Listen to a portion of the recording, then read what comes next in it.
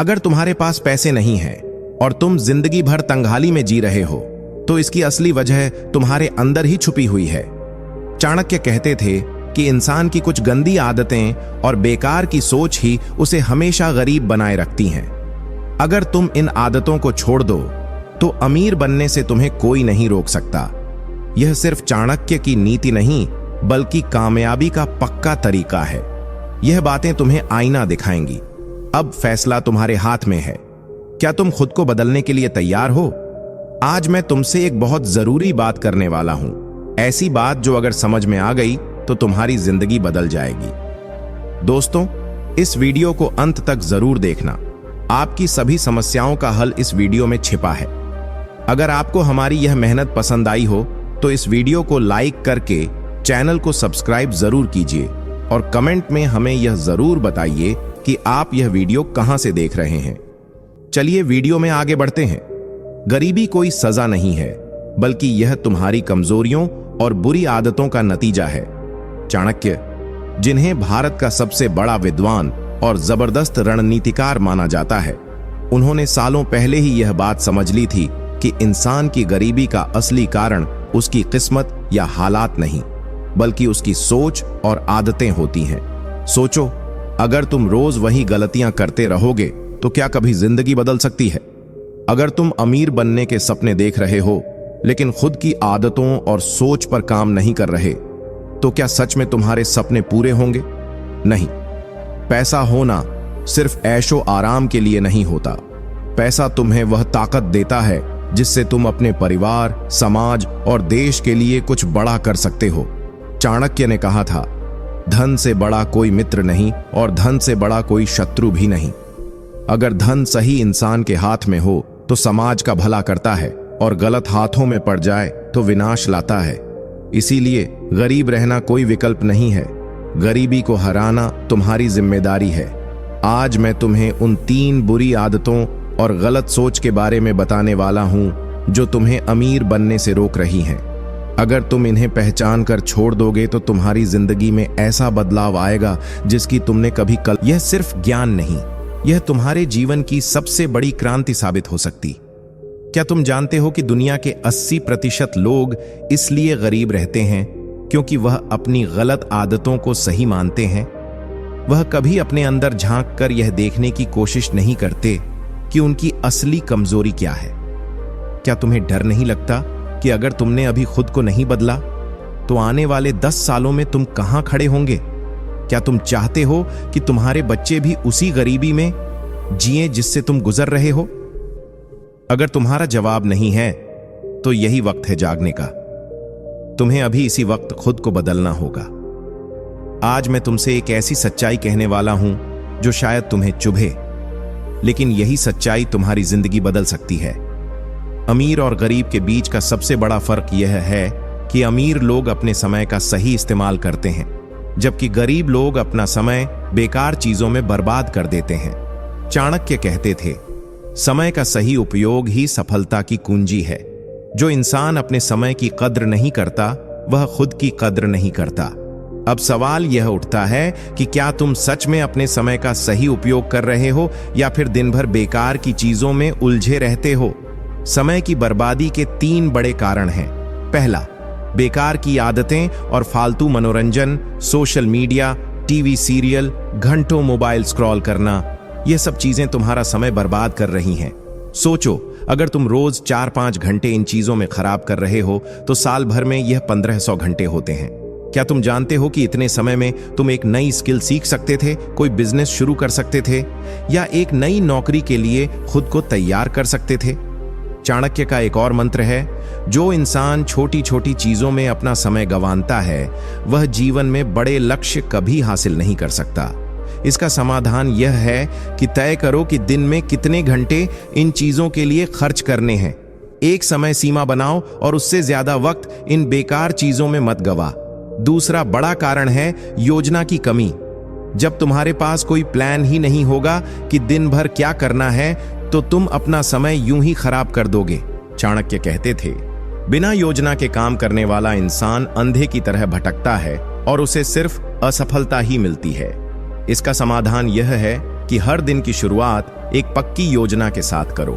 रात में ही अगले दिन के जरूरी कामों की लिस्ट बना लो और सबसे जरूरी कामों को पहले पूरा करो।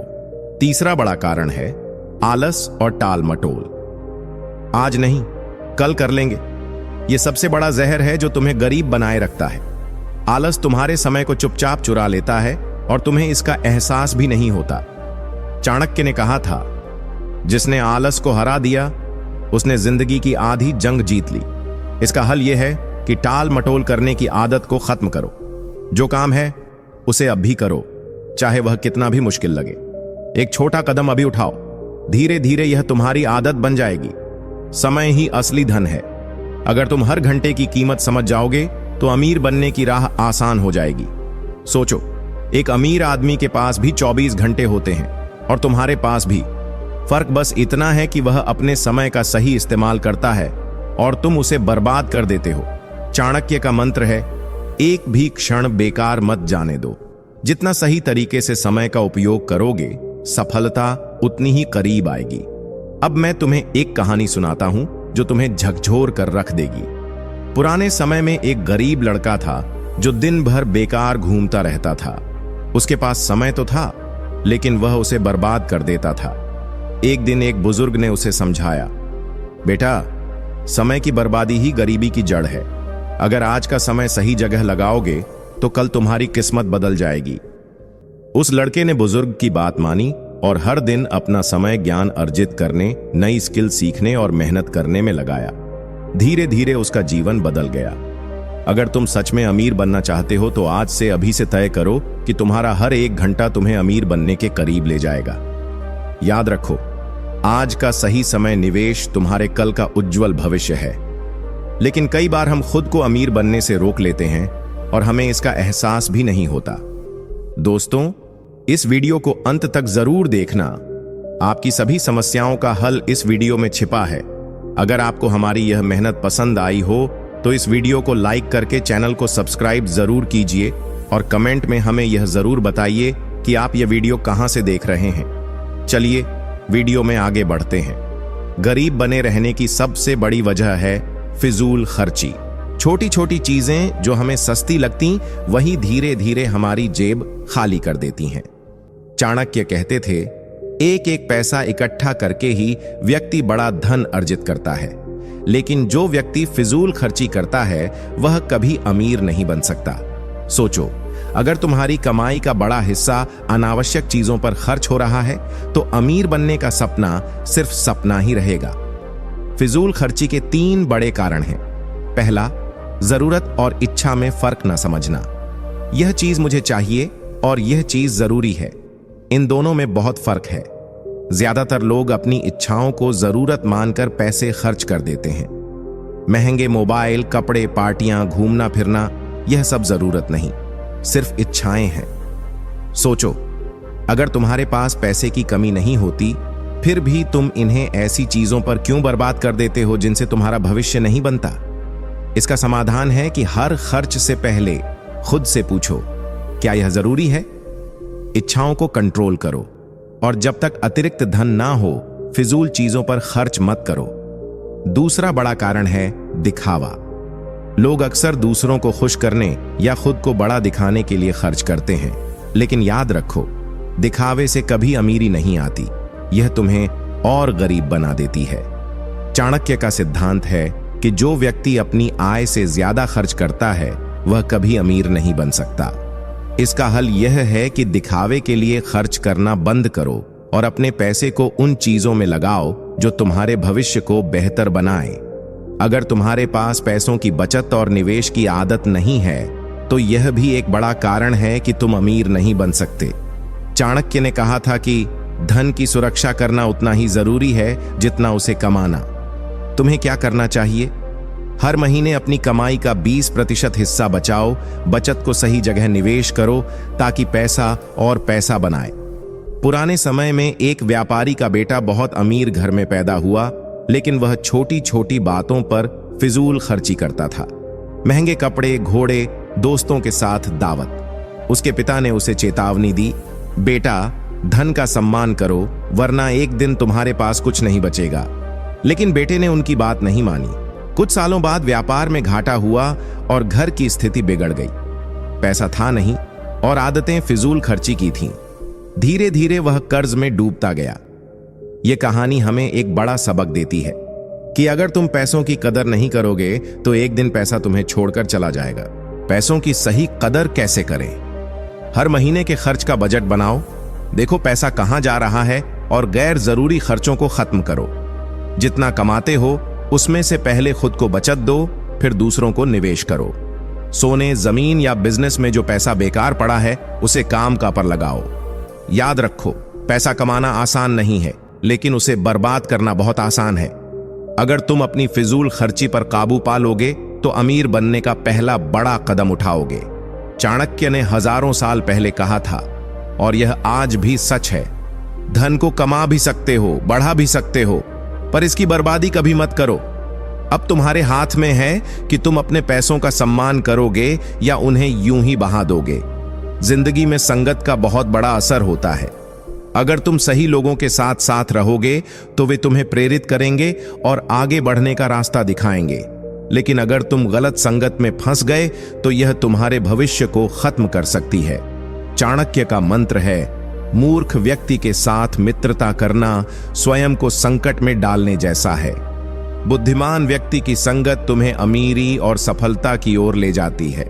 अब सवाल उठता है कि क्या तुम्हारे दोस्त, तुम्हारा समाज या तुम्हारी संगत तुम्हें सही दिशा में ले जा रहे हैं या फिर वे तुम्हें गलत रास्ते पर धकेल रहे हैं। गलत संगत के 3 बड़े लक्षण हैं। पहला, नकारात्मक लोग। गलत संगत की पहली पहचान है नकारात्मक लोग, जो हर वक्त तुम्हें यह बताते हैं कि तुमसे कुछ नहीं हो सकता, जो तुम्हारे सपनों का मजाक उड़ाते हैं और तुम्हारे आत्मविश्वास को तोड़ते रहते हैं। इनसे सावधान रहो। चाणक्य कहते थे, नकारात्मक लोगों के साथ समय बिताना खुद के सपनों को मारने जैसा है। इसका समाधान है कि ऐसे लोगों से दूरी बनाओ और सकारात्मक तथा प्रेरणादायक लोगों की संगत में रहो। दूसरा, आलसी और लक्ष्यहीन लोग। अगर तुम्हारी संगत उन लोगों के साथ है जिनका जीवन में कोई लक्ष्य नहीं है, जो दिन भर बेकार बैठे रहते हैं या फालतू की बातों में समय बर्बाद करते हैं, तो तुम भी धीरे धीरे उनकी तरह बन जाओगे। याद रखो, लक्ष्यहीन लोगों के साथ वक्त बिताना समय की सबसे बड़ी बर्बादी है। इसका हल यह है कि उन लोगों के साथ रहो जो मेहनती हैं और कुछ बड़ा करने का सपना रखते हैं। ऐसे लोगों की संगत ढूंढो जो तुम्हें आगे बढ़ने की प्रेरणा दें। तीसरा, बुरी आदतें फैलाने वाले लोग। गलत संगत में अक्सर बुरी आदतें भी लग जाती हैं, जैसे शराब पीना, सिगरेट, जुआ खेलना या किसी और गलत रास्ते पर जाना। चाणक्य कहते थे, बुरी आदतें व्यक्ति को अंदर से खोखला कर देती हैं। जो इन आदतों के गुलाम बन जाते हैं वे कभी जीवन में सफल नहीं हो सकते। क्या तुम्हारी संगत तुम्हें बुरी आदतों की ओर धकेल रही है? अगर हां, तो तुरंत इसे बदलने की जरूरत है। पुराने समय में एक होशियार लड़का था। वह पढ़ाई में रुचि रखता था और मेहनती था, लेकिन धीरे धीरे वह गांव के कुछ बिगड़े लड़कों के साथ घूमने लगा। गलत संगत को छोड़ो, उन लोगों से दूरी बनाओ जो तुम्हें गलत रास्ते पर ले जाते हैं। अगर तुम्हारी संगत ऐसे लोगों के साथ है जो समय और पैसा बर्बाद करते हैं, नकारात्मक सोचते हैं या बुरी आदतों में डूबे रहते हैं, तो वे तुम्हें भी बर्बाद कर देंगे। चाणक्य ने कहा था, गलत संगत जहरीले सांप की तरह होती है जो धीरे धीरे तुम्हें खत्म कर देती है। बुरी आदतों को छोड़ो, छोटी छोटी आदतें बदलो। अगर तुम्हारी बुरी आदतें बहुत मजबूत हैं तो धीरे धीरे उन्हें खत्म करो। शराब, सिगरेट, जुआ जैसी चीजें सिर्फ तुम्हारे पैसे को नहीं बल्कि तुम्हारे स्वास्थ्य और मानसिक शांति को भी खत्म कर देती हैं। अमीर बनने के लिए जरूरी है कि तुम इन चीजों से दूर रहो, सही संगत में रहो, सफल लोगों के साथ रहो, उन लोगों की संगत में रहो जो तुम्हें सीखने और आगे बढ़ने की प्रेरणा दें। चाणक्य कहते थे, बुद्धिमान व्यक्ति की संगत तुम्हें अमीरी और सफलता की ओर ले जाती है। अगर तुम्हारे आसपास के लोग मेहनती और लक्ष्य ओरिएंटेड हैं तो तुम भी वैसे ही बनोगे, लेकिन अगर तुम आलसी और लक्ष्यहीन लोगों के साथ रहोगे तो तुम्हारा भविष्य भी वैसा ही बन जाएगा। अगर तुम अपनी संगत और आदतें नहीं बदलोगे तो जिंदगी तुम्हें कभी माफ नहीं करेगी। बुरी संगत और आदतें तुम्हारे सपनों को चुराकर तुम्हें बर्बाद कर देंगी। आज से अभी से फैसला करो कि तुम किसके साथ वक्त बिताओगे और किन आदतों को अपनाओगे। जब भी हम कर्ज लेते हैं, चाहे वह छोटा हो या बड़ा, हम अपनी आर्थिक स्वतंत्रता खो देते हैं। चाणक्य कहते थे, कर्ज लेना मतलब अपनी मेहनत से कमाए धन को दूसरों के हवाले कर देना। लेकिन आज के समय में कर्ज को सामान्य मान लिया गया है। मोबाइल खरीदने के लिए ईएमआई, शादी के लिए पर्सनल लोन, घर के खर्चे चलाने के लिए क्रेडिट कार्ड, ये सब चीजें तुम्हें सुविधाजनक लग सकती हैं। गरीब बने रहने की सबसे बड़ी वजह है फिजूल खर्ची। छोटी छोटी चीजें जो हमें सस्ती लगती हैं, वही धीरे धीरे हमारी जेब खाली कर देती हैं। चाणक्य कहते थे, एक एक पैसा इकट्ठा करके ही व्यक्ति बड़ा धन अर्जित करता है, लेकिन जो व्यक्ति फिजूल खर्ची करता है वह कभी अमीर नहीं बन सकता। सोचो, अगर तुम्हारी कमाई का बड़ा हिस्सा अनावश्यक चीजों पर खर्च हो रहा है, तो अमीर बनने का सपना सिर्फ सपना ही रहेगा। फिजूल खर्ची के 3 बड़े कारण हैं। पहला, जरूरत और इच्छा में फर्क ना समझना। यह चीज मुझे चाहिए और यह चीज जरूरी है, इन दोनों में बहुत फर्क है। ज्यादातर लोग अपनी इच्छाओं को जरूरत मानकर पैसे खर्च कर देते हैं। महंगे मोबाइल, कपड़े, पार्टियां, घूमना फिरना, यह सब जरूरत नहीं, सिर्फ इच्छाएं हैं। सोचो, अगर तुम्हारे पास पैसे की कमी नहीं होती, फिर भी तुम इन्हें ऐसी चीजों पर क्यों बर्बाद कर देते हो जिनसे तुम्हारा भविष्य नहीं बनता? इसका समाधान है कि हर खर्च से पहले खुद से पूछो, क्या यह जरूरी है? इच्छाओं को कंट्रोल करो और जब तक अतिरिक्त धन ना हो, फिजूल चीजों पर खर्च मत करो। दूसरा बड़ा कारण है दिखावा। लोग अक्सर दूसरों को खुश करने या खुद को बड़ा दिखाने के लिए खर्च करते हैं, लेकिन याद रखो, दिखावे से कभी अमीरी नहीं आती, यह तुम्हें और गरीब बना देती है। चाणक्य का सिद्धांत है कि जो व्यक्ति अपनी आय से ज्यादा खर्च करता है, वह कभी अमीर नहीं बन सकता। इसका हल यह है कि दिखावे के लिए खर्च करना बंद करो और अपने पैसे को उन चीजों में लगाओ जो तुम्हारे भविष्य को बेहतर बनाए। अगर तुम्हारे पास पैसों की बचत और निवेश की आदत नहीं है, तो यह भी एक बड़ा कारण है कि तुम अमीर नहीं बन सकते। चाणक्य ने कहा था कि धन की सुरक्षा करना उतना ही जरूरी है जितना उसे कमाना। तुम्हें क्या करना चाहिए? हर महीने अपनी कमाई का 20% हिस्सा बचाओ। बचत को सही जगह निवेश करो ताकि पैसा और पैसा बनाए। पुराने समय में एक व्यापारी का बेटा बहुत अमीर घर में पैदा हुआ, लेकिन वह छोटी छोटी बातों पर फिजूल खर्ची करता था। महंगे कपड़े, घोड़े, दोस्तों के साथ दावत। उसके पिता ने उसे चेतावनी दी, बेटा, धन का सम्मान करो, वरना एक दिन तुम्हारे पास कुछ नहीं बचेगा। लेकिन बेटे ने उनकी बात नहीं मानी। कुछ सालों बाद व्यापार में घाटा हुआ और घर की स्थिति बिगड़ गई। पैसा था नहीं और आदतें फिजूल खर्ची की थीं। धीरे धीरे वह कर्ज में डूबता गया। यह कहानी हमें एक बड़ा सबक देती है कि अगर तुम पैसों की कदर नहीं करोगे, तो एक दिन पैसा तुम्हें छोड़कर चला जाएगा। पैसों की सही कदर कैसे करें? हर महीने के खर्च का बजट बनाओ। देखो पैसा कहां जा रहा है और गैर जरूरी खर्चों को खत्म करो। जितना कमाते हो उसमें से पहले खुद को बचत दो, फिर दूसरों को निवेश करो, सोने, जमीन या बिजनेस में। जो पैसा बेकार पड़ा है उसे काम का पर लगाओ।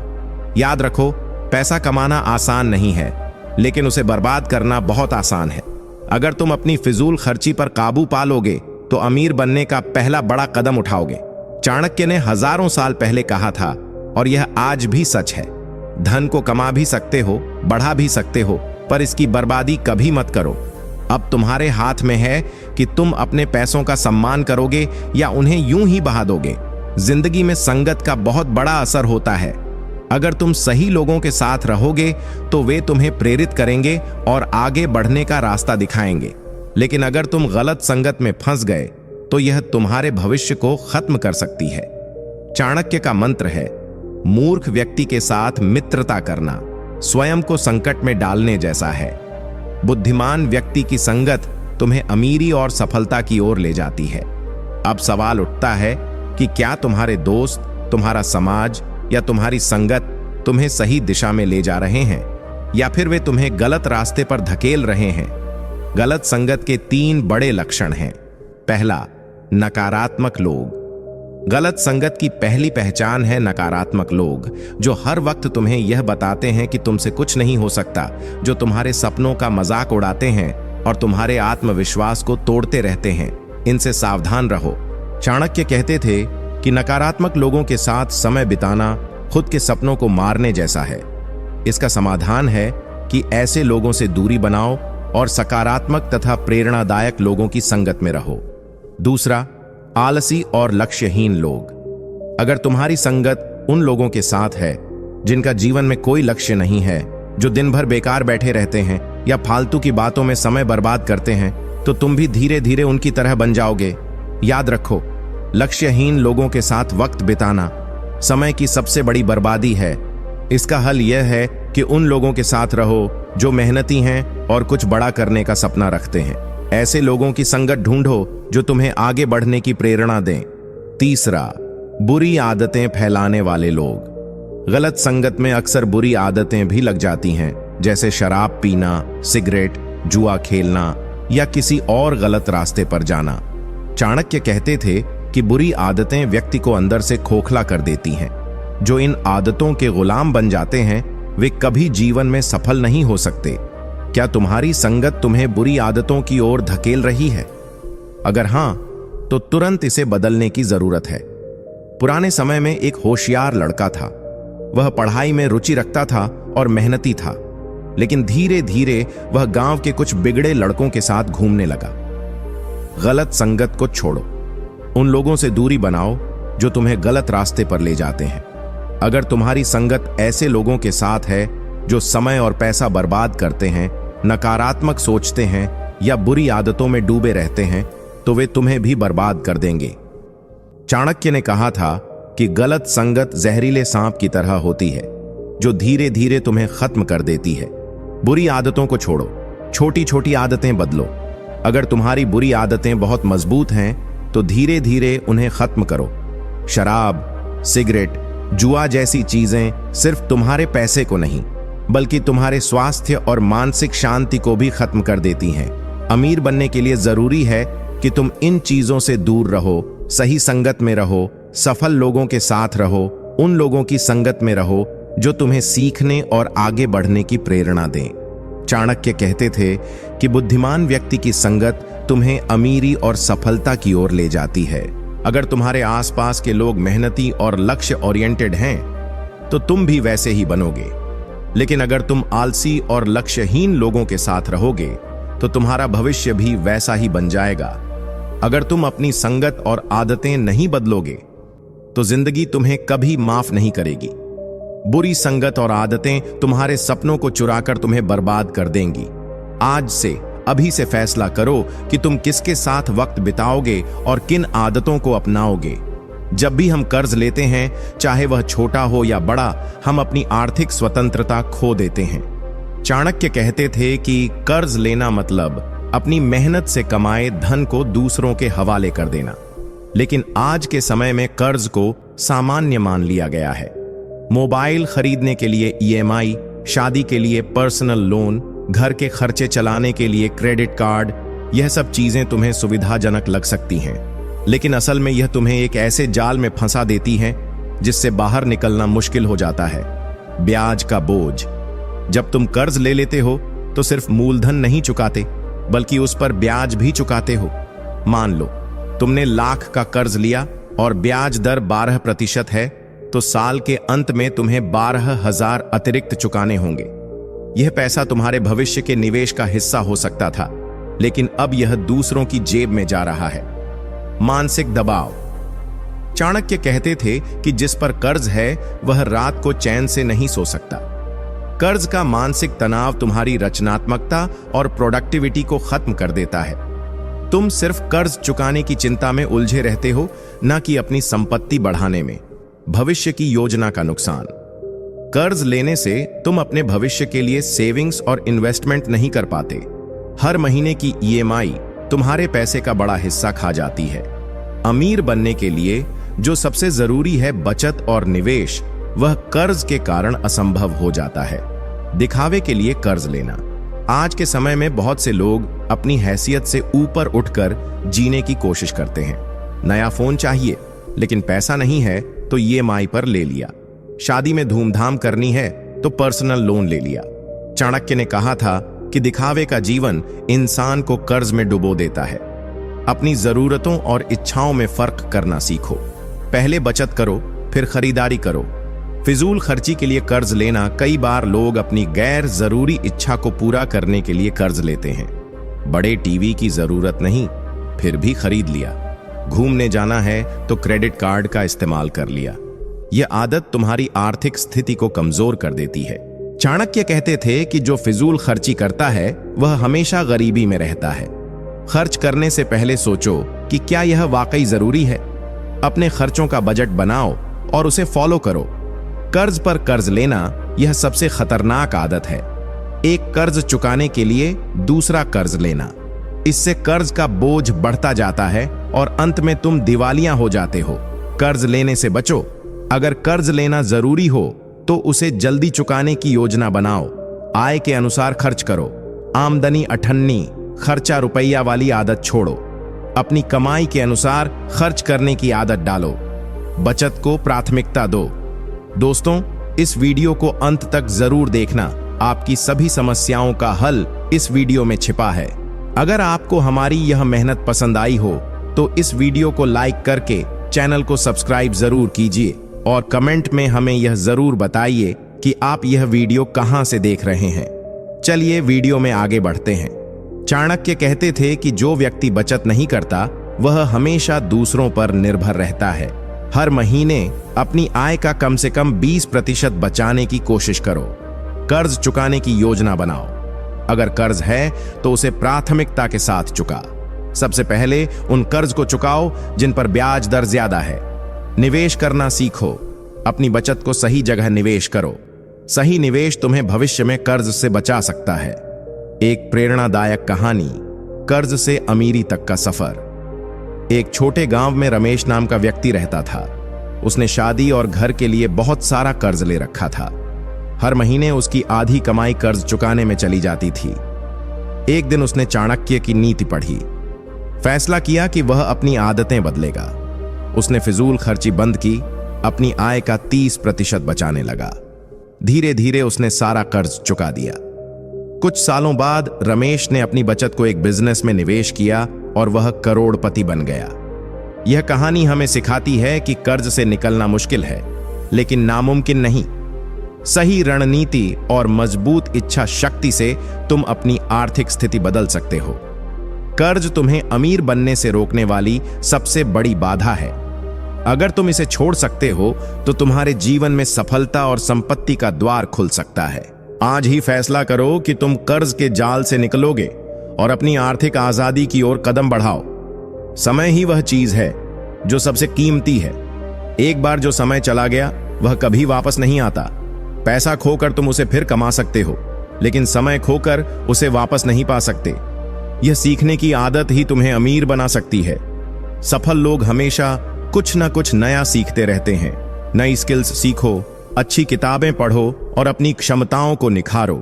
समय का सही निवेश करो, क्योंकि जैसे पैसा सही जगह लगाने से बढ़ता है वैसे ही ज्ञान और मेहनत भी तुम्हें आगे ले जाती है। जितना ज्यादा सीखो और मेहनत करोगे उतना ही आगे बढ़ो।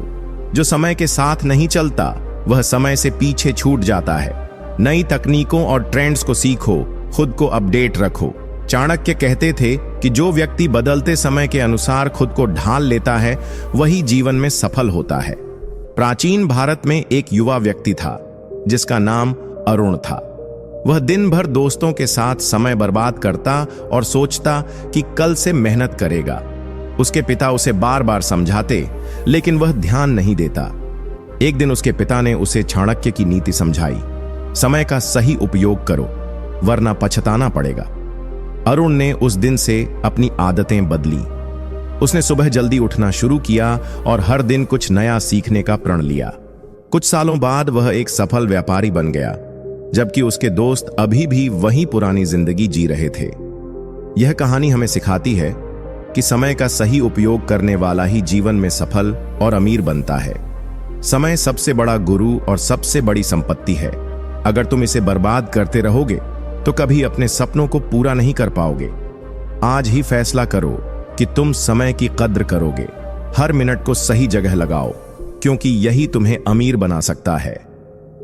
चाणक्य के अनुसार निष्क्रियता सबसे बड़ी बीमारी है। जो व्यक्ति सिर्फ सोचता है लेकिन काम नहीं करता, उसकी किस्मत कभी नहीं बदलती। आलस और बहानेबाजी को छोड़ना ही सफलता की कुंजी है। क्या तुम्हें लगता है कि तुम भी इन समस्याओं से जूझ रहे हो? अगर हां, तो इसे खत्म करने का समय आ गया है। चाणक्य का सबसे बड़ा मंत्र था कर्म करो। सिर्फ सपने देखना या योजनाएं बनाना काफी नहीं है। अमीर बनने के लिए सबसे जरूरी चीज है एक्शन। बिना मेहनत किए कुछ भी हासिल नहीं होता। जो लोग सफलता की राह में सबसे ज्यादा अटक हैं, उनके 3 सबसे बड़े कारण होते हैं: डर और असफलता की चिंता। बहुत से लोग डरते हैं कि अगर कोशिश की और असफल हो गए तो क्या होगा, लेकिन चाणक्य कहते हैं असफलता सिर्फ एक सबक है, हार नहीं। डर से लड़ो और पहला कदम उठाओ।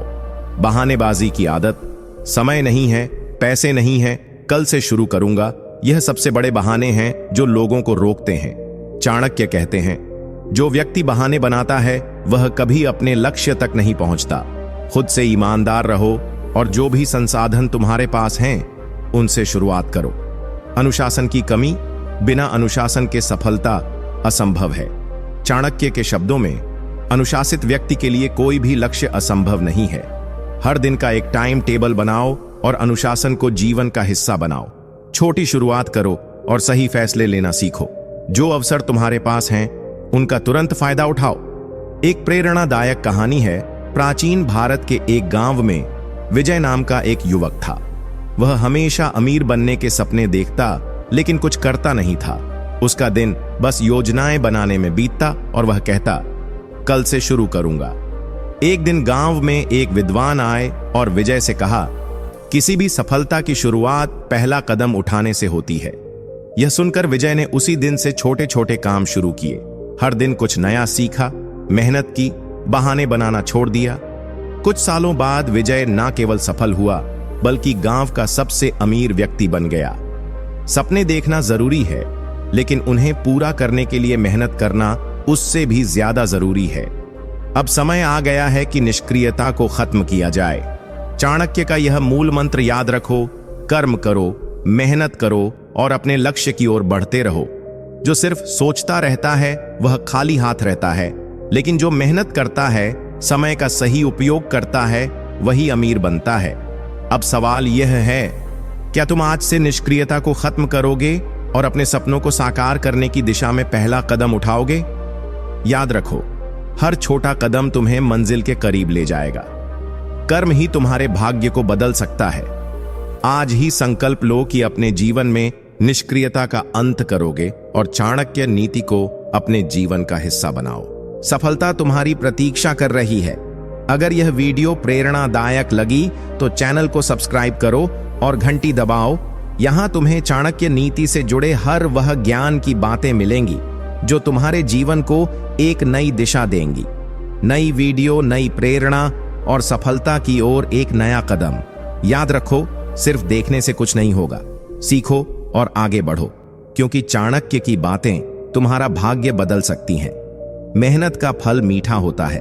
ये बात आपने कितनी बार सुनी होगी, लेकिन सोचिए, अगर सिर्फ मेहनत करने से राजा बना जा सकता तो बैल सबसे बड़े राजा होते। मेहनत जरूरी है, लेकिन केवल खून पसीना बहाने से सफलता नहीं मिलती। अगर जीवन में सच में राज करना है, बड़ा बनना है, तो मेहनत के साथ नीति, बुद्धि और सही दिशा भी चाहिए, और यही चाणक्य नीति हमें सिखाती है। आज मैं आपको ऐसी 4 महत्वपूर्ण बातें बताने जा रहा हूं जो आपके सोचने का नजरिया ही बदल देंगी।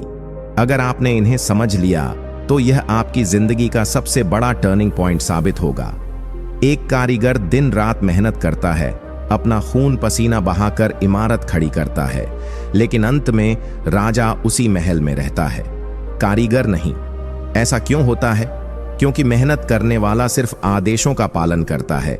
वह अपने काम में इतना व्यस्त रहता है कि अपनी दिशा तय करना भूल जाता है। चाणक्य कहते हैं कि महान बनने के लिए केवल मेहनत नहीं, सही सोच और सही रणनीति भी चाहिए। जो व्यक्ति केवल मेहनत करता है वह अपनी ऊर्जा दूसरों के लिए खर्च करता है। ऐसे लोग दूसरों की जिंदगी बेहतर बनाते बनाते खुद गुलामी में फंस जाते हैं। पुराने समय में चाणक्य ने देखा कि मगध के राजा धनानंद के सैनिक और सेवक दिन रात मेहनत कर रहे थे, लेकिन यह मेहनत धनानंद के साम्राज्य को बड़ा बना रही थी। खुद उन सैनिकों का जीवन बेहतर नहीं हो रहा था। यह गलतफहमी कि मेहनत ही सब कुछ है बहुत से लोगों को गुलामी की ओर धकेल देती है।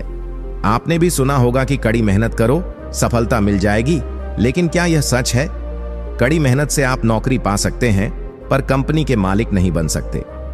कड़ी मेहनत से आप एक अच्छा खिलाड़ी बन सकते हैं, पर खेल के नियम बनाने वाले नहीं बन सकते। इसका मतलब यह नहीं कि मेहनत बेकार है, लेकिन मेहनत तब तक अधूरी है जब तक उसमें दिशा और नीति का साथ ना हो।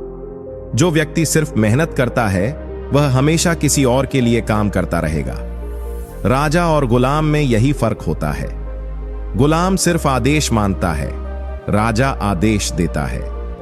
राजा मेहनत करने के बजाय रणनीति बनाता है, सोचता है कि कैसे कम मेहनत में बड़ा परिणाम निकाला जाए। यही कारण है कि मेहनत करने वाला हमेशा राजा का गुलाम बनता है। गुलाम और राजा में 3 बड़े अंतर होते हैं। पहला, विजन यानी भविष्य की योजना। राजा भविष्य की योजना बनाता है, जबकि गुलाम वर्तमान के काम में ही फंसा रहता है। दूसरा, रणनीति यानी हर कदम को सोच समझकर उठाना। राजा अपने हर कदम की गहराई से सोचता है, जबकि गुलाम बिना सोचे समझे काम करता है। तीसरा, आत्मनिर्भरता यानी खुद पर निर्भर रहना। राजा दूसरों पर निर्भर नहीं होता, लेकिन गुलाम हमेशा दूसरों के भरोसे रहता है। अब सवाल यह है कि राजा कैसे बना जाए? पहला, अपना उद्देश्य तय करें। अगर आपके पास स्पष्ट उद्देश्य नहीं है तो आप दूसरों के सपने पूरे करने में फंसे रहेंगे। दूसरा, मेहनत को सही दिशा दें, मेहनत को बर्बाद ना करें, हर काम को समझदारी से करें। तीसरा, सीखने की आदत डालें। चाणक्य कहते हैं, जो सीखने से मना करता है वह अपनी काबिलियत को खो देता है। अगर आप नई नई चीजें नहीं सीखेंगे तो दूसरों से पीछे रह जाएंगे। चौथा, दूसरों को पढ़े और समझें। राजा दूसरों की सोच और ताकत को समझता है, जिससे वह सही फैसले ले पाता है। अगर आपने मेहनत को ही सब कुछ मान लिया और सही दिशा में कदम नहीं बढ़ाया तो आप दूसरों के सपनों का हिस्सा बनकर रह जाएंगे। आपकी मेहनत दूसरों को ऊपर ले जाएगी, लेकिन आप वहीं रहेंगे। एक दिन ऐसा आएगा जब आप थक जाएंगे, लेकिन आपकी मेहनत का फल आपको नहीं मिलेगा। चाणक्य कहते हैं, जिसने सोचने की ताकत खो दी वह कभी बड़ा नहीं बन सकता। चालाकी करना आसान है, लेकिन इसकी उम्र कम होती है। जो व्यक्ति हर बार चालाकी से काम करता है, लोग उस पर भरोसा करना बंद कर देते हैं। चाणक्य कहते हैं, चालाक व्यक्ति खुद के फायदे के लिए दूसरों को गिराता है, जबकि बुद्धिमान व्यक्ति सभी को साथ लेकर ऊपर उठता है। मगध के दरबार में अमात्य राक्षस चाणक्य के समय का मंत्री था, जो बहुत चालाक था। उसने कई बार अपनी चालाकी से दुश्मनों को मात दी, लेकिन अंत में उसकी चालाकी ही उसकी हार का कारण बनी। उसके विरोधियों ने उसकी हर चाल को समझ लिया और उसे हरा दिया। बुद्धिमानी और चालाकी में बड़ा अंतर है। चालाक व्यक्ति केवल आज का फायदा देखता है, जबकि बुद्धिमान व्यक्ति आने वाले वर्षों की योजना बनाता है। उदाहरण के लिए, चालाक व्यक्ति रिश्वत देकर जल्दी काम निकाल लेता है, लेकिन बुद्धिमान व्यक्ति ऐसा सिस्टम बनाता है जिसमें रिश्वत की जरूरत ही ना पड़े। विश्वास का महत्व भी यही बताता है कि चालाक लोग भरोसे को तोड़ते हैं, जबकि बुद्धिमान लोग भरोसा कमाते हैं। चाणक्य कहते हैं, राजा वहीं टिकता है जिस पर लोग भरोसा करते हैं। समस्या का हल भी इसी सोच का हिस्सा है। चालाक व्यक्ति समस्या से बचने की कोशिश करता है, जबकि बुद्धिमान व्यक्ति समस्या को जड़ से खत्म करता है। उदाहरण के लिए, अगर पानी की समस्या है तो चालाक व्यक्ति पानी चुराए, लेकिन बुद्धिमान व्यक्ति पानी के नए स्रोत खोजे। बुद्धिमान बनने के लिए पहला कदम धैर्य रखना है। चाणक्य कहते हैं, धैर्यवान व्यक्ति ही बुद्धिमान बन सकता है। हर बड़ी सफलता धैर्य से मिलती है। दूसरा, सीखते रहना जरूरी है। किताबें पढ़ें, अनुभव से सीखें और दूसरों की गलतियों से भी सीखें। तीसरा, लोगों की समझ बढ़ाएं। लोगों की भावनाओं, इच्छाओं और समस्याओं को समझना जरूरी है। चौथा, हर कदम रणनीति बनाकर उठाएं। कोई भी काम बिना सोचे समझे ना करें। हर कदम का परिणाम पहले से सोचें।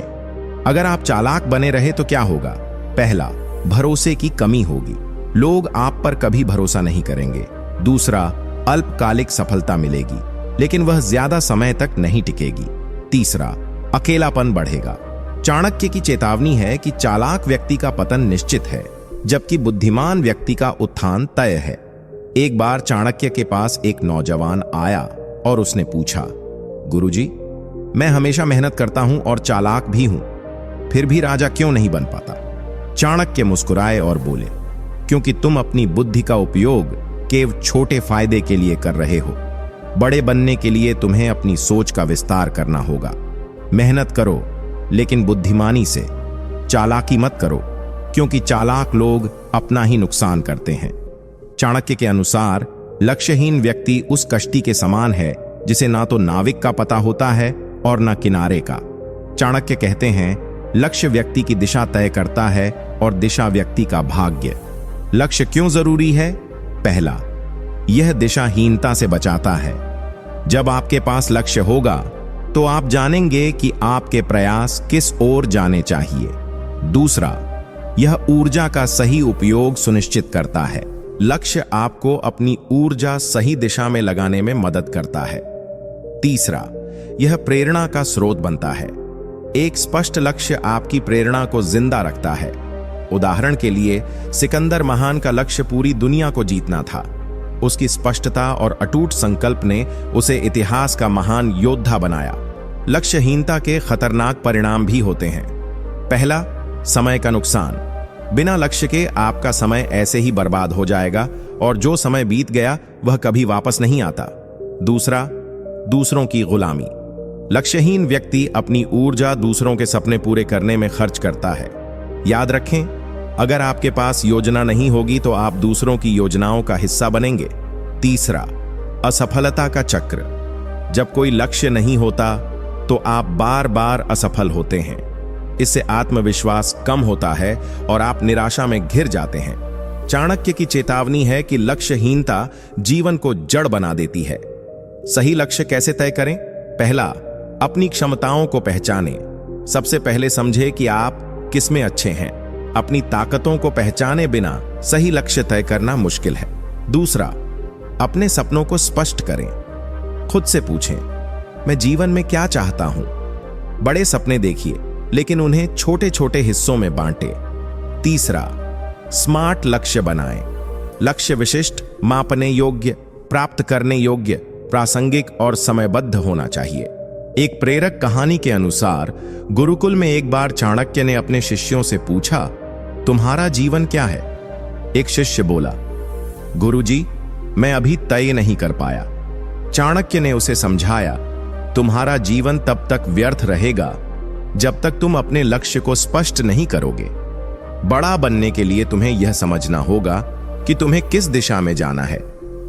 उस दिन से वह शिष्य अपने लक्ष्य की खोज में लग गया और बाद में उसने एक महान राज्य की स्थापना की। पैसा और दिखावे का रिश्ता भी समझना जरूरी है। लोग दिखावा क्यों करते हैं? समाज में अपनी स्थिति दिखाने के लिए, दूसरों को प्रभावित करने के लिए और झूठा आत्मविश्वास पाने के लिए। लेकिन दिखावे के परिणाम धन का अपव्यय, आर्थिक संकट और मानसिक तनाव होते हैं। चाणक्य कहते हैं, जो व्यक्ति अपनी मेहनत की कमाई को बेकार की चीजों पर खर्च करता है वह अपने भविष्य को अंधकार में डालता है। पैसे का सही उपयोग क्यों जरूरी है? पहला, भविष्य की सुरक्षा। अगर आज आपने पैसा संभाल कर खर्च नहीं किया तो भविष्य में आपके पास कुछ भी नहीं बचेगा। दूसरा, आपातकालीन स्थिति। जीवन में हर समय एक समान नहीं होता। संकट के समय में बचाया हुआ पैसा ही आपके काम आता है।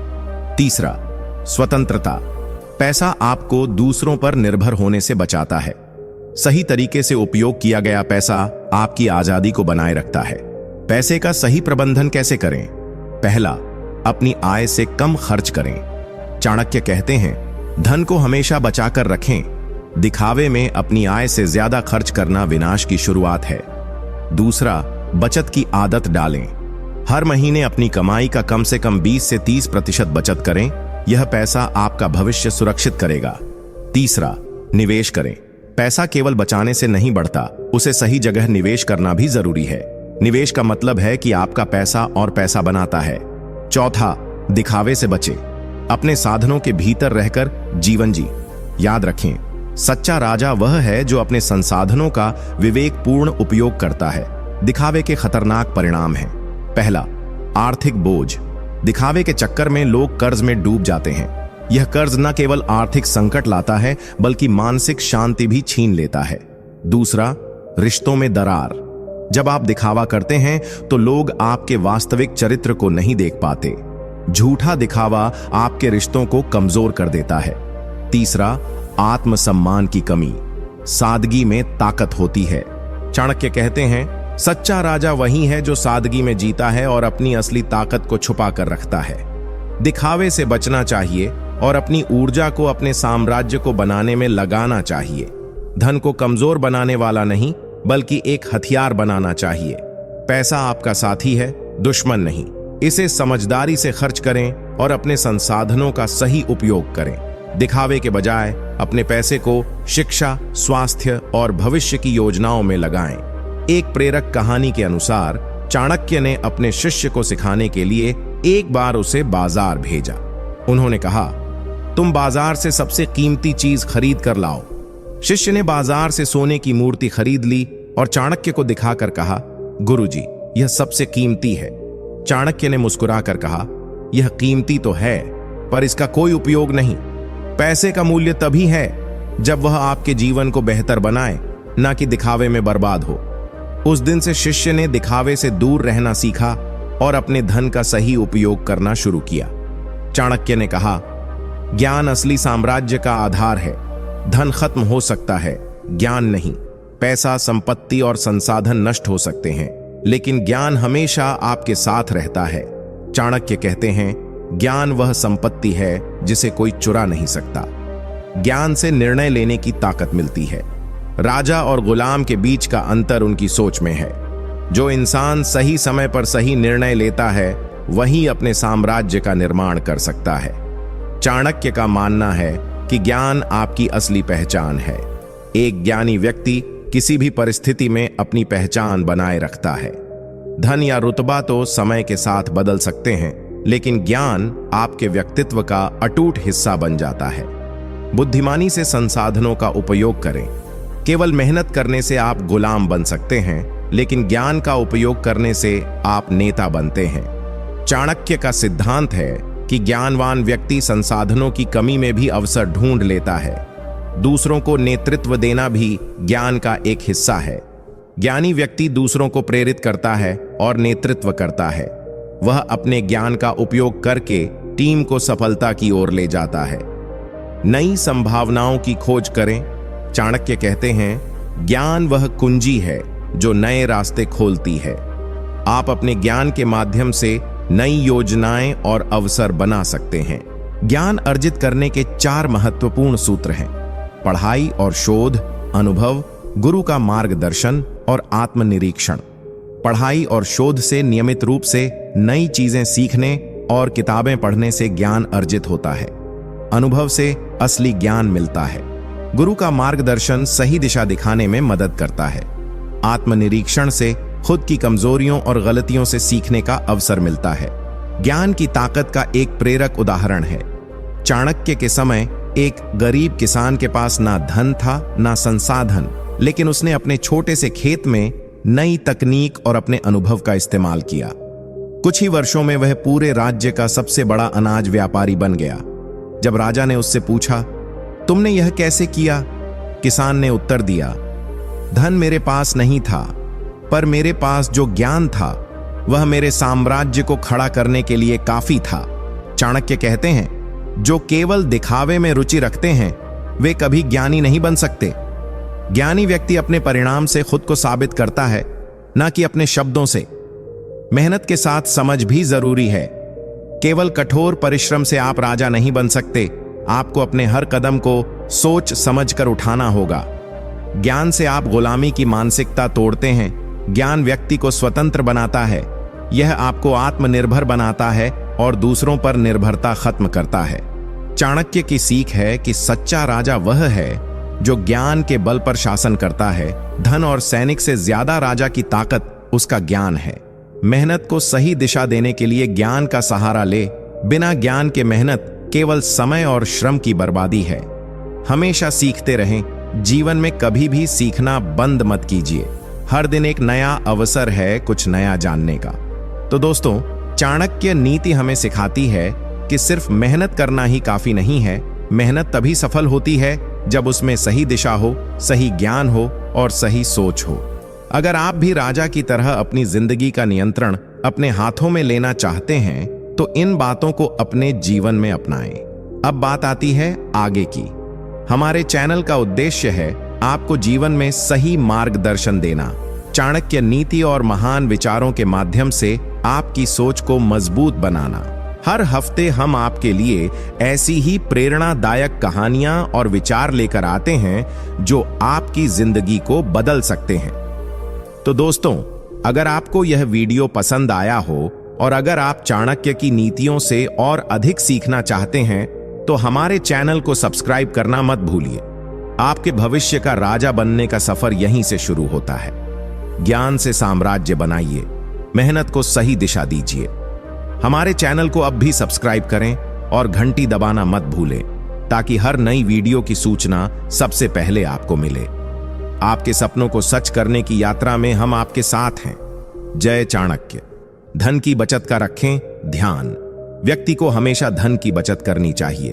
कहा जाता है कि संकट के समय आपका सबसे बड़ा साथी धन ही होता है। जिस व्यक्ति के पास संकट के समय धन का अभाव होता है उसके लिए संकट से निकल पाना बहुत कठिन हो जाता है। ठोस रणनीति बनाएं। कोई भी व्यक्ति जब संकटों से घिरा है तो उसे एक ठोस रणनीति बनाने की जरूरत होती है, क्योंकि जब आपके पास संकट से बाहर निकलने के लिए एक रणनीति तैयार होती है तो वह समय बहुत ही सरलता से निपट जाता है। साथ ही व्यक्ति एक चरणबद्ध तरीके से कार्य भी करता है। पहले से तैयार रहें।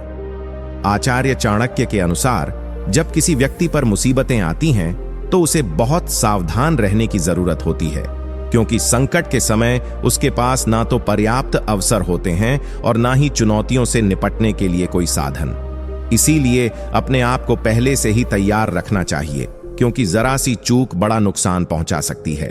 इसलिए पहले से सावधान रहना बहुत ही जरूरी है। यह 5 लोग कितने भी वफादार हो, धोखा अवश्य देते हैं। दोस्तों, जीवन में कई बार कुछ ऐसे लोग हमारे जीवन में आते हैं और वफादारी दिखावा करके धोखा दे देते हैं। तो दोस्तों, ध्यान रखें, यह 5 लोग कितने भी वफादार क्यों ना हो, लेकिन यह धोखा अवश्य देते हैं। तो आखिर वे 5 लोग कौन से हैं? आइए समझते हैं इस कहानी के माध्यम से।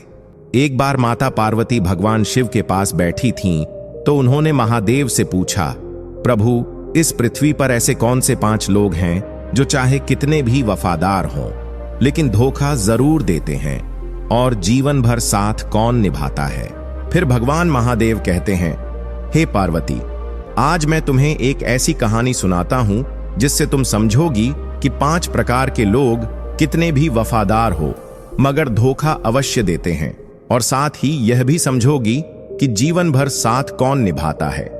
मगर मैं तुम्हें जो कहानी सुनाने जा रहा हूं उसको पूरा और मन से सुनना, और 2 ध्यान की बातें भी प्राप्त होंगी। फिर माता पार्वती कहती हैं, प्रभु, आप कहानी शुरू कीजिए। मैं आपको वचन देती हूं कि आप जो भी कहानी सुनाएंगे मैं कहानी को पूरा और मन से सुनूंगी। तो मित्रों, कहानी शुरू करने से पहले मेरा आप सभी से अनुरोध है कि यदि आपने अभी तक हमारा चैनल सब्सक्राइब नहीं किया है तो आप हमारे चैनल को सब्सक्राइब करके बेल आइकन अवश्य दबा लें, जिससे हमारी हर वीडियो का नोटिफिकेशन सबसे पहले आप तक पहुंच सके और आप हमारी वीडियो से प्राप्त ज्ञान का अपने जीवन में लाभ उठा सकें। तो चलिए कहानी शुरू करते हैं। भगवान शिव कहते हैं, हे पार्वती, एक बार की बात है, एक राजा और उसका मंत्री दोनों बहुत बड़ी मुश्किल में थे, क्योंकि दोनों के कोई बेटा नहीं था।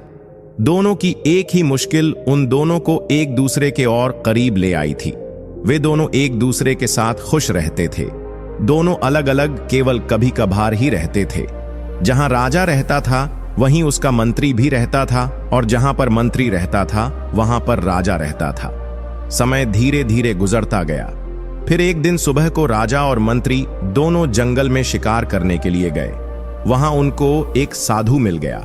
उस साधु के पास आग के पास में एक कुकड़ू बैठा हुआ था। राजा और मंत्री को ऐसा लगा जैसे वह पूजा कर रहा है, क्योंकि उन दोनों की तरफ उसने बिल्कुल भी नहीं देखा था। उस साधु को देखकर राजा अपने मंत्री से कहने लगा, चलो चलकर इस साधु से बात करते हैं। हो सकता है कि साधु से मिलने के बाद हमारा कुछ काम हो जाए। हमारे घर में पुत्र की किलकारियां गूंजने लगे। भगवान शिव कहते हैं, हे पार्वती। इस प्रकार राजा और मंत्री उस साधु से मिलने के लिए उसके पास गए। दोनों ने साधु के सामने बैठकर उसे प्रणाम किया और अपना दुख उस साधु को बता आया। वे दोनों साधु से कहने लगे, हम दोनों के कोई संतान नहीं है। सिर को नीचे झुकाए हुए वह साधु कहने लगा, राजा और मंत्री, तुम दोनों दुखी बिल्कुल मत हो। मैं तुम्हें 2 आम देता हूं। यह आम अपने साथ लेकर जाओ और आप दोनों अपनी अपनी पत्नी को खिला देना। इन दोनों आमों को खाने के बाद में तुम दोनों की पत्नियां गर्भ धारण करेंगी और समय आने पर पुत्र रत्न की प्राप्ति होगी। वहीं राजा और मंत्री आम लेने के बाद में साधु को बहुत बहुत धन्यवाद देकर राजा और उसका मंत्री दोनों अपने घर लौट गए। आम ले जाकर अपनी अपनी पत्नियों को खिला दिया। फिर ठीक समय पर दोनों ने एक एक पुत्र को जन्म दिया। भगवान शिव कहते हैं, हे पार्वती, जब दोनों लड़के पैदा हुए तो राजा के घर में और मंत्री के घर में ही नहीं बल्कि सारे राज्य में खुशियां मनाई गई। ब्राह्मणों को बिना नाप तोल के बहुत सारा दान किया गया। गरीब लोगों को खाना खिलाया गया और सारे यों को छोड़ दिया गया। उस राज्य में ऐसा पहले कभी किसी ने नहीं देखा था। समय धीरे धीरे गुजरता गया। वहीं दोनों घरों में दोनों बच्चों की खास देखभाल की गई। जब वे दोनों बच्चे बहुत छोटे थे तो उनकी देखभाल के लिए कई दासियां रखी गई जो उनकी देखभाल करती थीं। धीरे धीरे दोनों पुत्र बड़े हो गए। तब उन्हें गुरुकुल में पढ़ने के लिए भेज दिया गया। समय आने पर राजा और मंत्री का बेटा दोनों शिक्षा और कला में बहुत ही अच्छे निकले। वहीं जिस प्रकार राजा और मंत्री के बीच में प्रेम था, एक दूसरे के बिना न कहीं जाते थे और न एक दूसरे के बिना खाना खाते थे, बस उसी प्रकार राजा और मंत्री की तरह उनके पुत्र भी आपस में एक दूसरे से बहुत प्यार करते थे। वे अक्सर दोनों साथ साथ रहते थे। समय धीरे धीरे गुजरता गया। फिर जब राजा और मंत्री का पुत्र बड़ा हुआ तो एक दिन वे दोनों शिकार खेलने के लिए एक साथ जंगल में गए। वहां पर वे दोनों कई घंटों तक शिकार की खोज में घूमते रहे। काफी देर बाद राजकुमार बहुत थक गया और उसे प्यास लगी। वे अपने घोड़े से उतर गए और उन्होंने अपने अपने घोड़े को एक पेड़ से बांध दिया। भगवान शिव कहते हैं, हे पार्वती, राजकुमार वहीं घोड़े के पास बैठ गया और मंत्री का बेटा पानी की खोज में चला गया। उसे जल्दी ही एक छोटी नदी मिल गई। वह राजकुमार की प्यास को तो भूल गया और उस नदी के स्रोत को ढूंढने के लिए चला गया। वहीं जब मंत्री का बेटा 1-2 मील आगे निकल गया तो उसे उस नदी का स्रोत मिल गया। वहां उसने एक सुंदर परी को एक शेर के साथ बैठे देखा। मंत्री के बेटे ने देखा कि वह शेर उस परी से डरा हुआ था। ऐसा दृश्य देखकर मंत्री का बेटा चौंक गया और अपने मित्र राजकुमार को बताने के लिए दौड़कर उसके पास गया। मंत्री का बेटा राजकुमार को पिलाने के लिए पानी भी साथ लेकर गया। वहीं जब मंत्री का बेटा राजकुमार के पास पहुंचा तो राजकुमार ने पूछा, अरे इतनी देर तक तुम कहां थे? मैं प्यास के मारे परेशान था और तुम ऐसे डरे डरे क्यों दिखाई दे रहे हो? आखिर तुम्हें क्या हुआ है? भगवान शिव कहते हैं, हे पार्वती। फिर मंत्री का बेटा बोला, कुछ नहीं हुआ। तो राजकुमार बोला, तुम मुझसे कुछ छुपा रहे हो। तुम्हारा चेहरा बता रहा है कि तुम्हारे साथ कोई घटना अवश्य घटित हुई है। फिर राजकुमार की बात सुनकर मंत्री का बेटा कहने लगा, मैंने एक सुंदर लड़की को देखा है। वह शेर के पास बैठी हुई थी और वह शेर उस लड़की से बहुत डरा हुआ था, क्योंकि उस लड़की की सुंदरता के जादू ने उस शेर को अपने बस में कर लिया है। भगवान शिव कहते हैं, हे पार्वती। फिर मंत्री के लड़के की बात सुनकर राजकुमार कहने लगा, अगर वह लड़की इतनी सुंदर है तो मैं भी उसे देखना चाहता हूं। तुम एक काम करो, मुझे उस लड़की के पास अभी लेकर चलो। वहीं मंत्री का बेटा एकदम से राजी हो गया और फिर दोनों उस लड़की की तरफ चल दिए। फिर नदी के स्रोत के पास जाकर उन दोनों ने देखा कि शेर उस परी की गोद में सिर रखकर सो रहा है। तो मंत्री का बेटा बोला, तुम डरो मत, जब तक शेर सोया हुआ है तब तक हम उतनी देर में उस लड़की को पकड़ लेते हैं। वे दोनों उस लड़की के और करीब चले गए। वहीं मंत्री के बेटे ने शेर का सिर उठाकर उसे जमीन पर लिटा दिया, जबकि राजकुमार ने उस लड़की को पकड़ा क्योंकि वह उस लड़की पर मोहित हो गया था।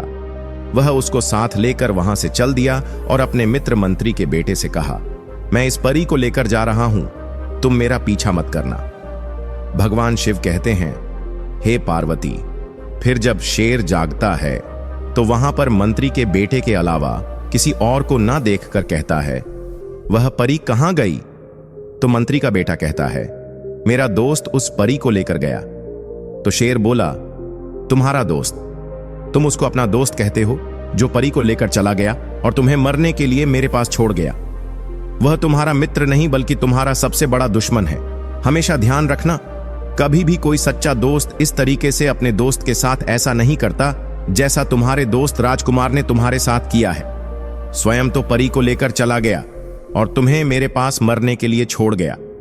वह तुम्हारा दोस्त नहीं बल्कि तुम्हारा सबसे बड़ा दुश्मन है। अब मैं तुम्हें सच्चे दोस्त की एक कहानी सुनाता हूं कि आखिरकार सच्चे दोस्त कैसे होते हैं और कौन से लोग ऐसे होते हैं जो धोखेबाज होते हैं। भगवान शिव कहते हैं, हे पार्वती, शेर कहने लगा, एक बार की बात है, 3 मित्र थे। एक राजकुमार था, दूसरा ब्राह्मण था और तीसरा बढ़ई था। इन तीनों के पास अपनी अपनी खास चतुराई थी। राजकुमार मुश्किल से मुश्किल और पेचीदा से पेचीदा मामलों को बहुत जल्दी सुलझा देता था। वहीं जो दूसरा ब्राह्मण मित्र था वह मरे हुए आदमी को जिंदा कर सकता था और तीसरा मित्र बढ़ई वह चंदन की लकड़ी का एक ऐसा घर बना सकता था जो उसके मालिक के कहने पर कहीं भी जा सकता था। इस प्रकार तीनों मित्रों का समय बड़े ही प्यार से गुजर रहा था। फिर एक दिन ब्राह्मण और उसके माता पिता में कुछ कहा सुनी हो गई, तो उसके माता पिता ने अपने पुत्र को घर से निकाल दिया। वहीं इस परेशानी के समय में वह ब्राह्मण अपने दोस्तों के पास पहुंचा और सारा हाल उनको सुनाया। वह कहने लगा, तुम दोनों मेरे मित्र हो, मैं यह चाहता हूं कि तुम मेरे साथ कहीं दूर देश को चलो, हम तीनों मिलकर कहीं दूर चले। वहीं ब्राह्मण की बात सुनकर उसके मित्र राजकुमार और बढ़ई वे दोनों भी राजी हो गए और तीनों देश छोड़कर वहां से कहीं और चल दिए। भगवान शिव कहते हैं, हे पार्वती, कहानी पर गौर रखना। जिस समय राजकुमार, बढ़ई और वह ब्राह्मण तीनों रास्ते में जा रहे थे तो राजकुमार किसी वजह से रुक गया, पर बढ़ई और ब्राह्मण आगे चलते रहे। वहीं कुछ देर बाद राजकुमार जल्दी जल्दी आगे चला ताकि वह अपने दोस्तों को पकड़ सके, पर बदनसीबी से वह दूसरे रास्ते पर चला गया और अपने मित्रों को पकड़ नहीं सका। मगर वह इस आशा में आगे चलता रहा कि वह अपने दोस्तों को अवश्य ढूंढ लेगा। भगवान शिव कहते हैं, हे पार्वती, पर जब काफी दूर जाने पर भी उसको अपने मित्र नहीं मिले तो उसे लगा कि वे इतनी तेज क्यों जा रहे हैं कि वह उनको पकड़ नहीं पा रहा है। मगर उधर राजकुमार के दोनों मित्र ब्राह्मण और बढ़ई वे बहुत धीरे धीरे चल रहे थे और सोच रहे थे कि राजकुमार अब तक उनको पकड़ क्यों नहीं पाया। हम दोनों तो राजकुमार के इंतजार में बहुत ही धीरे धीरे चल रहे हैं। भगवान शिव कहते हैं, हे पार्वती, ब्राह्मण और बढ़ई राजकुमार के बारे में सोचते जा रहे थे, वहीं राजकुमार अपने मित्र ब्राह्मण और बढ़ई के बारे में सोचता जा रहा था। आखिरकार एक दूसरे की मुलाकात अब कहां पर और कैसे होगी। वहीं चलते चलते राजकुमार एक दिन बहुत बड़े मैदान में पहुंच गया जिसके बीच में एक बहुत बड़ा महल था। उसने सोचा, यहां पर कौन रहता होगा? यकीनन यह महल तो किसी बड़े आदमी का होगा। मैं जाकर यहां पता करता हूं। भगवान शिव कहते हैं, हे पार्वती, इधर राजकुमार अपने मित्रों की तलाश में घूम रहा था और उधर ब्राह्मण और बढ़ई अपने मित्र राजकुमार की तलाश में दर दर भटक रहे थे। अब मैं सबसे पहले उस राजकुमार के बारे में बताता हूं। जब राजकुमार ने एक बड़ा महल देखा तो उसने जाकर दरवाजा खटखटाया। उस महल में से एक बहुत ही सुंदर लड़की निकल कर आई और उसने दरवाजा खोला। बड़ी मीठी आवाज में उसने राजकुमार को अंदर आने के लिए कहा। जब राजकुमार उस लड़की के कहने पर अंदर पहुंचा तो लड़की एकदम से रोने लगी। वहीं राजकुमार ने जब उस लड़की के रोने की वजह पूछी तो लड़की कहने लगी, तुम्हारी सुंदरता और तुम्हारी जवानी देखकर मुझे तुम पर दया आती है। अनजाने में तुम अपनी मौत के मुंह में फंस गए हो। वह लड़की आगे कहने लगी, तुमने इस महल में आने से पहले इस महल के बारे में जानने की कोशिश क्यों नहीं की? तुम नहीं जानते, यह महल एक राक्षस का है। इस महल में एक राक्षस रहता है जिसने मुझे अपने कब्जे में कर रखा है। उसने कई मील दूर तक के सारे लोगों को खा लिया है। मुझे इस बात का अफसोस है कि अब मैं तुम्हें क्या बताऊं। मुझे एक ही बात का डर है, कहीं वह राक्षस तुम्हें भी ना खा ले। भगवान शिव कहते हैं, हे पार्वती। वहीं उस सुंदरी की बात को सुनकर वह राजकुमार कहने लगा, नहीं नहीं, तुम इतनी ना उम्मीद मत हो, धीरज रखो, मुझे उसके बारे में कुछ बताओ तो शायद मेरी जान बच जाए। वहीं वह लड़की सिसकते हुए कहने लगी, पर मुझे पता नहीं कि मैं तुम्हारी सुरक्षा के लिए क्या कर सकती हूं।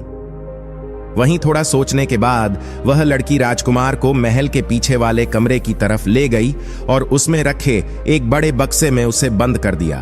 फिर उससे बोली, अब तुम यहां पर तब तक चुपचाप रहो जब तक मैं दोबारा लौट कर ना आऊं। भगवान शिव कहते हैं, हे पार्वती। इधर उस लड़की ने उस राजकुमार को उस संदूक में बंद कर दिया। वहीं शाम को जब राक्षस महल में लौटा तो उसकी तेज सूंघने की ताकत से उसे यह आभास हो गया कि कहीं ना कहीं कोई आदमी मौजूद है। फिर उसने उस लड़की से पूछा, क्या तुम्हारे अलावा इस महल में कोई और भी व्यक्ति है? वह कौन है? जल्दी से मुझे बताओ, मुझे बहुत जोर की भूख लगी है। भगवान शिव कहते हैं, हे पार्वती। वहीं शेर आगे कहता है कि वह लड़की कहने लगी, लगता है आज तुम्हारी तबीयत ठीक नहीं है, यहां पर कोई व्यक्ति नहीं आया। वह राक्षस से कहने लगी, तुम क्या समझते हो, यहां आने की कोई हिम्मत करेगा जो सारी दुनिया के लिए यह भयानक जगह है? फिर उस लड़की की बात सुनकर वह राक्षस चुप हो गया। शेर आगे कहता है, उस स्त्री ने देखा कि उसके शब्दों का असर उस राक्षस पर हो गया है तो उसकी हिम्मत और बढ़ गई। फिर उसको उससे मजाक सुझा तो उसने उससे उसकी जिंदगी के बारे में और कुछ जानना चाहा। कभी कभी मुझे लगता है कि शायद तुम कभी वापस नहीं लौटो और तब मैं सोचती हूं कि मैं किधर जाऊंगी, मेरा क्या होगा। तुम्हारी वजह से लोग मुझसे नफरत करते हैं तो मुझे लगता है कि किसी दिन वे मुझे मार देंगे। तो बताओ, क्या मुझे डरने की जरूरत नहीं है? तो राक्षस कहने लगा, प्रिय, रो मत, तुम्हें डरने की कोई जरूरत नहीं है क्योंकि मैं कभी नहीं मरूंगा। तो वह लड़की कहने लगी, ऐसा कैसे हो सकता है कि तुम कभी नहीं मरोगे या तुम्हें कोई नहीं मार सकता है? तो वह राक्षस अपने गुप्त राज्य को बताते हुए उस लड़की से कहने लगा, देखो, महल के सामने एक खंभा है, मेरे प्राण उस खंभे में बसे हुए हैं। जब तक यह खंभा नहीं टूटेगा तब तक मैं नहीं मर सकता हूं, मुझे कोई नहीं मार सकता है। पर इस बात को मेरे अलावा कोई नहीं जानता कि मेरे प्राण इस खंभे में हैं। इस खंभे के टूटने से ही मेरी मौत हो सकती है।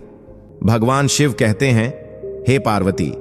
शेर आगे कहता है कि जब अगली सुबह होती है और जब राक्षस महल से बाहर चला जाता है तो वह लड़की उस राजकुमार को संदूक से आजाद कर देती है और उस राक्षस की गुप्त बात राजकुमार को बता देती है। वह कहती है, इस राक्षस को मारने का एक ही तरीका है कि तुम जल्दी से इस खंभे को तोड़ दो, क्योंकि उस राक्षस के प्राण इस खंभे में बसे हुए हैं। यदि यह खंभा टूट जाएगा तो राक्षस की मृत्यु तुरंत हो जाएगी और तुम और मैं दोनों आजाद हो जाएंगे। वहीं उस लड़की की बात सुनकर राजकुमार बहुत खुश हुआ और बोला, तुम चिंता मत करो, यह बहुत ही अच्छा समय है। जब राक्षस बाहर गया हुआ है, मैं खंभे को तोड़ देता हूं और उस राक्षस को अभी मार देता हूं। जो भी इस कंघी वाली लड़की के बारे में बताएगा, मैं उसे बहुत बड़ा इनाम दूंगा। भगवान शिव कहते हैं, हे पार्वती।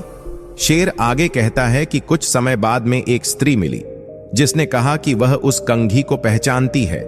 उसने यह भी वादा किया कि वह उस कंघी की मालकिन से राजा को मिलवा देगी, क्योंकि वह स्त्री उस राजकुमार की पत्नी के बारे में जानती थी कि ऐसी कंघी वही इस्तेमाल करती थी।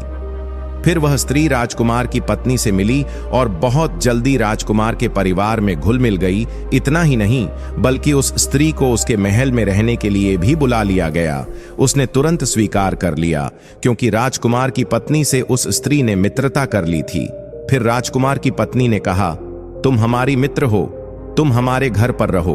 भगवान शिव कहते हैं, हे पार्वती, शेर आगे कहता है कि वह स्त्री मन में सोचने लगी कि जब तक राजकुमार जिंदा है तब तक वह अपने उद्देश्य में सफल नहीं हो सकती है। फिर उसने राजकुमार को जहर दे दिया और वैद्य को रिश्वत देकर उसकी पत्नी से यह कहलवान की पत्नी राजकुमार की मौत पर बहुत दुखी हुई और बहुत रोई। उसके इतना दुखी होने पर लोगों को लगा कि अब तो वह मर ही जाएगी, पर उसने उसकी लाश को नहीं छोड़ा। उसने उसे एक मजबूत बक्से में बंद करके अपने कमरे में रख लिया और उस लाश के सहारे रहने लगी। भगवान शिव कहते हैं, हे पार्वती, एक दिन उस राजकुमारी को एक बात याद आती है जो उसके पति राजकुमार ने उसे बताई थी। उसने कहा था कि मेरे 2 मित्र ऐसे हैं जिनकी मैं खोज कर रहा था। आज मैं तुम्हें उनके बारे में बताता हूं। मेरे दोनों मित्रों के अंदर एक ऐसी कला है कि एक मित्र तो ऐसा है जो मरे हुए व्यक्ति को जीवित कर सकता है और दूसरा मित्र ऐसा है जो ऐसा मकान बना सकता है जो आज्ञा देते ही कहीं भी जा सकता है। भगवान शिव कहते हैं, हे पार्वती, वही शेर आगे कहता है कि फिर उस राजकुमारी को आशा जगने लगी और वह मन में सोचने लगी कि मैं अपने पति राजकुमार के उन दोनों मित्रों ब्राह्मण और बढ़ई को अवश्य ढूंढ कर लाऊं, जिससे मेरे पति को वे जिंदा कर सके। फिर वहां से वह राजकुमारी अपने पति राजकुमार के दोनों मित्र ब्राह्मण और बढ़ई को ढूंढने के लिए निकल पड़ी। राजा द्वारा भेजी गई स्त्री जैसे ही मौका पाती है, वह उस राजकुमारी से कहने लगती है, तुम इस महल को छोड़ दो और हमारे साथ चलो। तुम्हारी सभी समस्याओं का समाधान हो जाएगा और तुम्हें शांति मिलेगी। फिर राजा के द्वारा भेजी हुई स्त्री की बात सुनकर राजकुमारी उसकी बात मान लेती है और उसके साथ चली जाती है। भगवान शिव कहते हैं, हे पार्वती, अपने घर आते ही राजा के द्वारा भेजी हुई स्त्री ने राजा को खबर भिजवा दी कि वह अपने उद्देश्य में सफल हो गई है। फिर राजा उस राजकुमारी से मिलने के लिए आया और उसे जबरदस्ती अपने महल में ले गया। राजा ने राजकुमारी से प्रार्थना की कि वह उसके साथ उसकी रानी बनकर रहे। वहीं राजा की बात सुनकर उस लड़की ने कहा, मैं तुम्हारे साथ शादी तो कर लूंगी, पर मुझे 15 महीने का समय चाहिए, क्योंकि पंडित ने ऐसा कहा है कि 15 महीने से पहले तुम्हारे लिए शादी करना अशुभ है। इसीलिए आप मुझे 15 महीने का समय दे दो, उसके बाद मैं तुम्हारी रानी बनकर रहूंगी। राजा उस राजकुमारी की बात सुनकर बहुत खुश होता है और उस दिन का इंतजार करने लगता है जब 6 महीने पूरे हो जाएं और वह राजकुमारी को अपनी रानी बनाकर अपने महल में रख सके। भगवान शिव कहते हैं, हे पार्वती, राजा ने उस राजकुमारी के लिए एक छोटा सा महल सड़क के किनारे बनवा दिया। वहीं इस महल में वह राजकुमारी अकेली रहती थी। इसी बीच वह राजकुमारी भगवान से हमेशा प्रार्थना करती थी कि उसके पति राजकुमार, जिसकी मृत्यु हो गई थी और जिसकी लाश को उसने संदूक के अंदर बंद कर दिया था, कि दोनों मित्र ब्राह्मण और बढ़ई से उसकी मुलाकात हो जाए, जिससे वह अपने पति के मित्रों द्वारा अपने पति राजकुमार को जीवित कर सके और राजा से शादी करने से बच जाए। भगवान शिव कहते हैं, हे पार्वती, शेर आगे कहता है कि वह राजकुमारी हर जगह पूछताछ करती थी कि उसके पति के दोनों मित्रों को किसी ने देखा हो। वह हमेशा अपनी निगाहें महल की खिड़की पर ही रखती थी ताकि उसके पति के दोनों मित्र ब्राह्मण और बढ़ई यदि कभी उस रास्ते से होकर गुजरे तो उसकी उनसे मुलाकात हो जाए। समय धीरे धीरे गुजरता गया और 6 महीने पूरे होने में भी कुछ ही दिन बाकी रह गए। तभी एक दिन उस राजकुमारी ने 2 आदमी अपने घर की तरफ आते हुए देखे और उनसे पूछा, आप लोग कौन हैं और कहां से आए हैं? तो वे दोनों व्यक्ति कहने लगे, हम लोग यात्री हैं और काफी यात्रा करने के बाद यहां तक पहुंचे हैं। हम तुम्हें अपनी पीड़ा क्या बताएं? हमारा एक मित्र राजकुमार था जो कहीं पर खो गया है। फिर वह राजकुमारी कहने लगी, आप दोनों अंदर आइए, थोड़ा आराम कीजिए, फिर मुझे अपने खोए हुए दोस्त के बारे में कुछ बताइए। शायद मैं आपके खोए हुए मित्र को ढूंढने में आपकी कुछ सहायता कर सकूं। भगवान शिव कहते हैं, हे पार्वती। फिर वह शेर आगे कहता है कि उस राजकुमारी की बात को सुनकर वे ब्राह्मण और बढ़ई दोनों महल के अंदर चले गए। उन दोनों मित्रों ने अपने मित्र राजकुमार के बारे में उस राजकुमारी को सारी कहानी सुनाई। वह समझ गई कि यह दोनों यात्री मेरे पति के मित्र हैं, जिनमें से एक ब्राह्मण है और दूसरा बढ़ई है। फिर वह राजकुमारी भगवान को धन्यवाद करने लगी और उस ब्राह्मण और बढ़ई से कहने लगी, मुझे अफसोस है कि तुम्हारा मित्र राजकुमार अब इस दुनिया में नहीं है, वह तो मर चुका है। फिर उस राजकुमारी की बात सुनकर वह ब्राह्मण कहने लगा, आप उसकी चिंता ना करें, मैं अपने मित्र राजकुमार को जिंदा कर दूंगा। भगवान का लाख लाख धन्यवाद है कि उसने हमें आपके पास सही स्थान पर पहुंचा दिया। भगवान आपकी हर इच्छा पूरी करें। अब आप हमें केवल हमारे मित्र राजकुमार का शरीर दिखा दीजिए, जिसे ढूंढने के लिए हम कई वर्षों से भटक रहे हैं। भगवान शिव कहते हैं, हे पार्वती। शेर आगे कहता है कि ब्राह्मण और बढ़ई की बात को सुनकर वह लड़की कहने लगी, हमें बड़ी सावधानी से काम लेना है। इस देश के राजा को मुझसे बहुत प्यार हो गया है। मेरी प्रार्थना पर वह शादी के लिए 6 महीने तक मेरा इंतजार करेगा और 6 महीने पूरे होने वाले हैं। 6 महीने पूरे होते ही वह मुझे यहां से ले जाएगा। हमें बहुत ही सावधानी से काम करना है, क्योंकि राजा ने मेरे चारों तरफ बहुत सारा पहरा लगा रखा है। इस महल के अंदर कोई नहीं आता है, मैं अकेली रहती हूं और जो कुछ भी यहां पर होता है ये पहरेदार जाकर राजा को सब बता देते हैं। मुझे पूरा यकीन है कि आप दोनों का यहां होना भी राजा को पता चल गया होगा, इसीलिए हमें बहुत ही सावधानी से काम करना है, अन्यथा मैं तुम दोनों की मुलाकात तुम्हारे मित्र राजकुमार के मरे हुए शरीर से नहीं कर पाऊंगी। राजकुमारी उन दोनों मित्रों से कहने लगी, अब हमें यह सोचना है कि इस महल से बाहर कैसे निकला जाए। तो बढ़ई कहने लगा, आप चिंता मत कीजिए, अगर आप मुझे जरा चंदन की लकड़ी का टुकड़ा लाकर दें तो मैं उससे एक ऐसा महल बना दूंगा जो उसके मालिक की इच्छा पर कहीं भी उड़कर जा सकेगा। फिर उस बढ़ई की बात सुनकर वह राजकुमारी कहने लगी, ठीक है, मैं देखती हूं। इस समय उस लड़की ने एक दूत को राजा के महल की तरफ एक संदेश लेकर भेजा और कहा, मैंने आपसे शादी करने का फैसला किया है। हमारी शादी का दिन पास आ रहा है। यदि आप मुझसे खुश हैं तो आप मेरे लिए 300 मण चंदन की लकड़ी भिजवा दें। वहीं राजकुमारी का संदेश पाकर राजा ने तुरंत उसकी बात मान ली और उस राजकुमारी के महल में 300 मण चंदन की लकड़ी भिजवा दी। बढ़ई ने उसका मकान बनाना शुरू कर दिया। जब मकान बनकर तैयार हो गया तो लड़की ने राजा को एक और संदेश भेजा। उसमें बताया कि राजा, हमारी शादी का दिन अब पास आ रहा है, तो आप मेरी भाभी और ननद को यहां तुरंत आने की इजाजत दें। मैं अपनी शादी के बारे में अपनी भाभी और ननद से कुछ सलाह लेना चाहती हूं। राजकुमारी की प्रार्थना मान ली गई और जैसे ही वह दोनों स्त्रियां उस लड़की के पास में चंदन के मकान में पहुंची, वैसे ही बढ़ई ने उस मकान को राक्षस के महल के पास जाने के लिए कहा। भगवान शिव कहते हैं, हे पार्वती। शेर आगे कहता है कि जैसे ही राजकुमारी ब्राह्मण को राजकुमार की लाश के पास ले गई और ब्राह्मण ने जैसे ही अपने मित्र की लाश को छुआ, वैसे ही वह राजकुमार जिंदा हो गया और फिर सब लोगों में खुशी की लहर दौड़ गई। वहीं राजकुमार की शादी उस राजकुमारी से कर दी गई। बाद में पता चला कि वह तो उस समय के एक बहुत बड़े ताकतवर राजा की बेटी थी। वहीं राजकुमार के दोनों मित्र बढ़ई और ब्राह्मण की शादी राजकुमारी की ननद और भाभी से करवा दी गई। इस प्रकार सभी लोग राक्षस के महल में बहुत दिनों तक खुशी खुशी रहने लगे।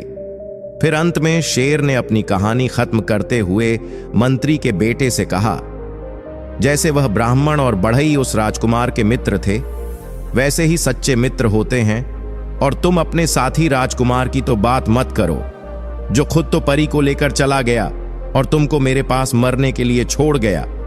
वहीं शेर अंत में उस मंत्री के बेटे से कहने लगा, हमेशा जीवन में ध्यान रखना, इस संसार में 5 प्रकार के ऐसे मित्र भी होते हैं जो वफादार होते हुए भी धोखा अवश्य देते हैं।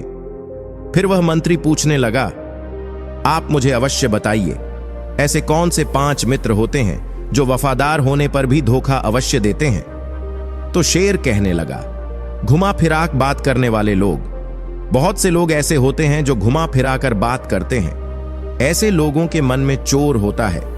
ऐसे लोगों पर भरोसा करना आपको मुश्किल में डाल सकता है। इसलिए ऐसे मित्रों से हमेशा दूरी बनाकर रखनी चाहिए। बहानेबाज लोग, कुछ लोग ऐसे होते हैं जो खुद का काम निकलने के बाद आपको नजरअंदाज कर देते हैं। जैसे आपका मित्र उस परी को लेकर चला गया और आपको नजरअंदाज कर दिया।